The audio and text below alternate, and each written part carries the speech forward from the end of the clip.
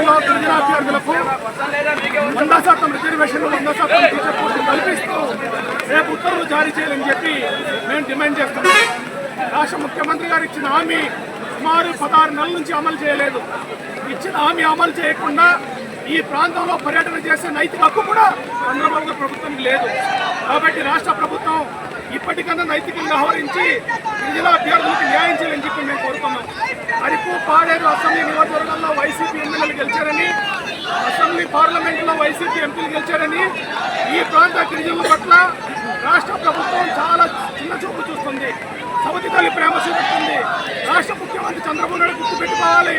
పాడేరు అరకు మొత్తం అన్నిటికీ కూడా మీరే రాష్ట్ర ముఖ్యమంత్రి గారు. ఇక్కడ జగన్మోహన్ రెడ్డి ముఖ్యమంత్రి కాదు, మీరు రాష్ట్ర ముఖ్యమంత్రి. కాబట్టి మీరు ఈ ప్రాంతంలో ఉన్న ఆదివాసుల సమస్య ఈ సమస్యగా భావించి ఈ సమస్య పరిష్కారానికి ప్రభుత్వం చిత్తశుద్ధిగా వ్యవహరించాలని చెప్పి మేము డిమాండ్ చేస్తున్నాం. ఇప్పటికీ రాష్ట్ర ప్రభుత్వం గిరిజన ప్రాంతం పట్ల చాలా విచ్చలవిడిగా గిరిజన హక్కుల చట్టాలను ధ్వంసం చేస్తుంది. ఒక పక్క 170 రద్దు చేయాలంటారు, ఇంకో పక్క నాన్ ట్రైబల్ స్థలాలు ఇవ్వాలంటారు, మరో పక్క దొడ్డిదారిన గ్రామ సభకు అధికారాన్ని కాదనుకుని హైదరాబాద్ ప్రాజెక్టు పేరుతో భూములు అప్పచెప్తున్నారు, అటే భూములు అప్పచెప్తున్నారు. ఈ రాష్ట్ర ముఖ్యమంత్రి గారితో పాటు రాష్ట్ర ముఖ్యమంత్రి పవన్ కళ్యాణ్ కూడా పర్యటిస్తాడు, ఈ ప్రాంతాల్లో వస్తాడు. కనీసం గిరిజనులకు రిజర్వేషన్ ఏంటి, టీచర్ పోస్టులు ఏంటి అన్న విషయం మాట్లాడకుండా చెప్పులు రద్దు పంపిణీ చేసి వెళ్ళిపోతున్నారు. ఒక స్వచ్ఛంద సేవ సంస్థ చేసే పనుల్ని రాష్ట్ర ప్రభుత్వం రాష్ట్ర ముఖ్యమంత్రి స్థాయిలో చేయడం చాలా సిగ్గుచేట అంశం. కాబట్టి రాష్ట్ర ప్రభుత్వం నిజంగా చిత్తశుద్ధి ఉంటే రాష్ట్ర ప్రభుత్వం గిరిజనులకు ఇచ్చిన హామీని, ముఖ్యంగా చంద్రబాబు నాయుడు ఇచ్చిన హామీని అమలు చేయకపోతే రేపు జరిగే పరిణామాలకి రాష్ట్ర ముఖ్యమంత్రి గారు ప్రత్యక్షంగా బాధితులని చెప్పి ప్రభుత్వానికి హెచ్చరిక జారీ చేస్తున్నాం. స్పెషల్ టీఎస్సీ సాధన కమిటీ మరియు నిరుద్యోగుల సంఘం ఉమ్మడిగా చేస్తున్న ఈ కార్యాచరణ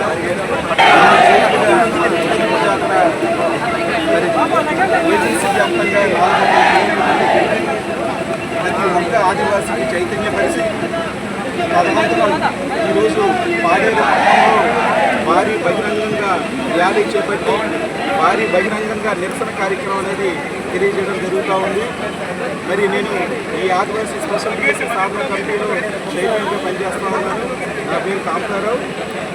మరి ఏదైతే జీవో నంబర్ 3 ఉందో ఆ జీవో నంబర్ 3 అనేది ఈ ఆదివాసీ ప్రాంతానికి, ఆదివాసులకు ఒక ఆయువు పట్టు లాంటిది. ఒక్క మాటలో చెప్పాలంటే అది ఒక జీవనాధారం లాంటిది. ఈరోజు పాడేరు లేకుంటే ఈ పాడేరు ఏజెన్సీ పరిసర ప్రాంతాల్లో ఏదైనా ఒక ఊరు ఇప్పుడిప్పుడే అభివృద్ధి చెందుతుందంటే దానికి గల ప్రతి కారణం జీవో నంబర్ 3. అలాంటి జీవో నంబర్ 3ని మరి 2020లో సుప్రీంకోర్టు కొట్టివేయడం చాలా దురదృష్టకరం.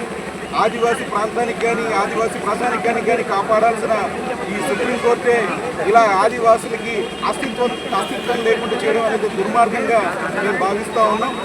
మరి ఏదైతే ఆదివాసీ ప్రాంతంలో ఉన్న ఉద్యోగ ఉపాధి అవకాశాలన్నీ కూడా ఆదివాసులకే దక్కాలి. మరి భారత రాజ్యాంగంలోనే మరి ఎవరికి లేని అవకాశం అదృష్టంగా చెప్పాలి. 5th షెడ్యూల్ అండ్ 6th షెడ్యూల్లో ఎక్కడైనా మనుషులకి మాత్రమే రిజర్వేషన్ ఉంటుంది. కానీ ఒక భూమి మీద రిజర్వేషన్ ఉన్నది ఓన్లీ 5వ షెడ్యూల్ 6వ షెడ్యూల్ ఉన్న ఆదివాసులకు మాత్రమే. అలాంటి భూమి మీదే మేము రిజర్వేషన్ పొందిన వాళ్ళం ఉద్యోగ ఉపాధి అవకాశాలకి ఎందుకు పొందమని చెప్పేసి ఈ సందర్భంగా మేము ప్రశ్నిస్తూ ఉన్నాం.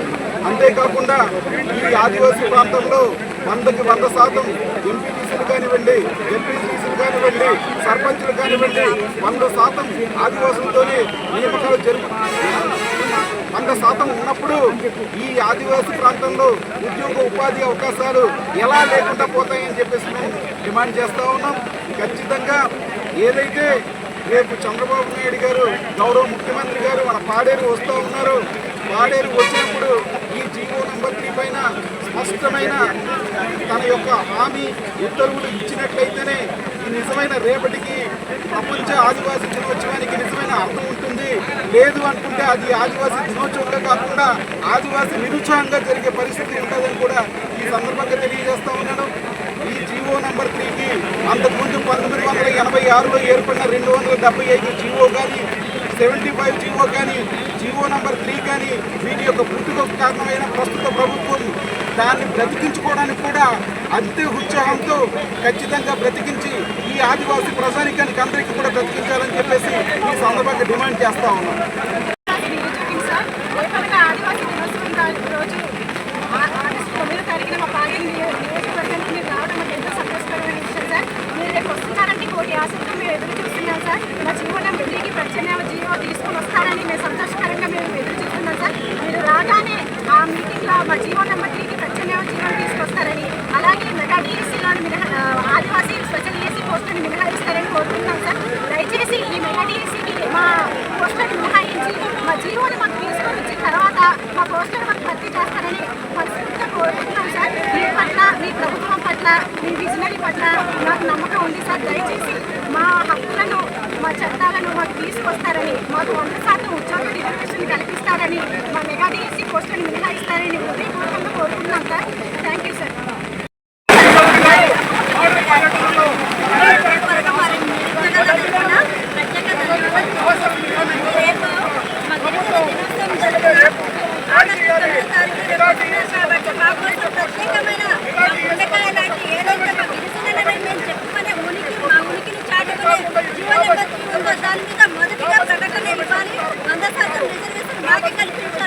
ఎందుకంటే ఏ నోటిఫికేషన్ ఇచ్చినా మా నిరుద్యోగులు ఎవరు కూడా మాలాంటి విద్యార్థులు ఎవరు కూడా కోచింగ్కి 5-6 సంవత్సరాలు ముందుగా చదువుకునే పరిస్థితి లేదండి.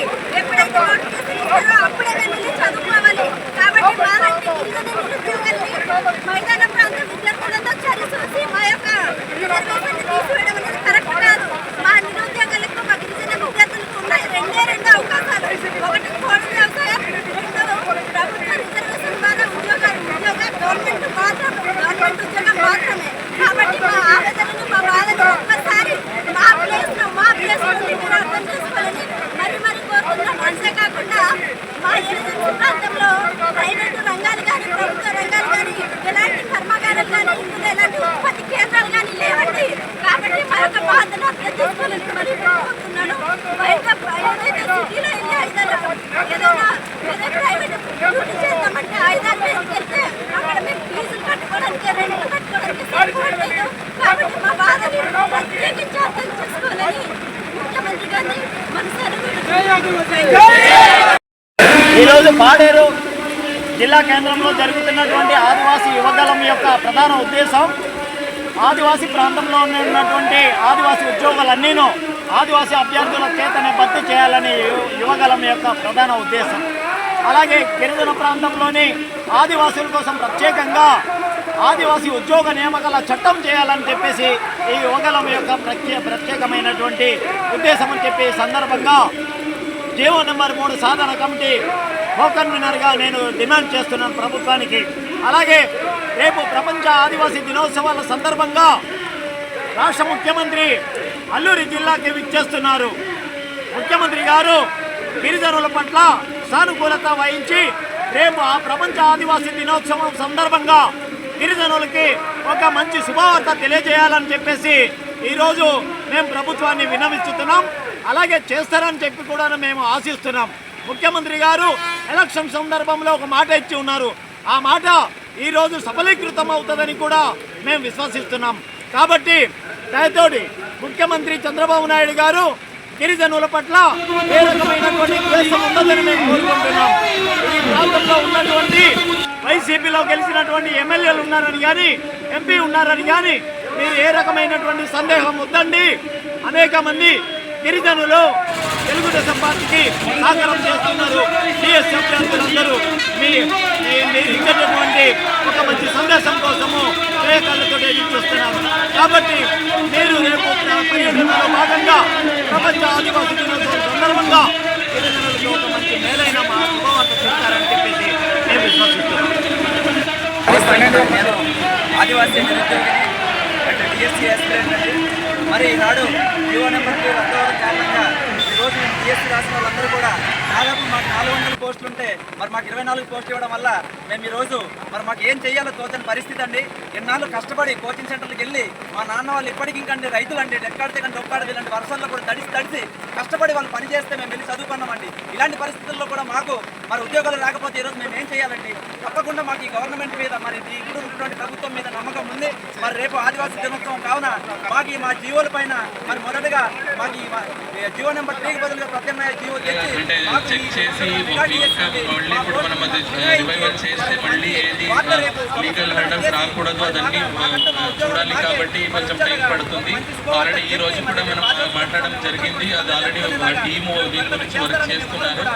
సో ఖచ్చితంగా దీని గురించి ఒక పాజిటివ్గా రెస్పాన్స్ వస్తుంది ప్రభుత్వం నుంచి. అది కూడా మనకి ట్రైబల్ వెల్ఫేర్ నుంచి కూడా అష్యూరెన్స్ ఇచ్చారు.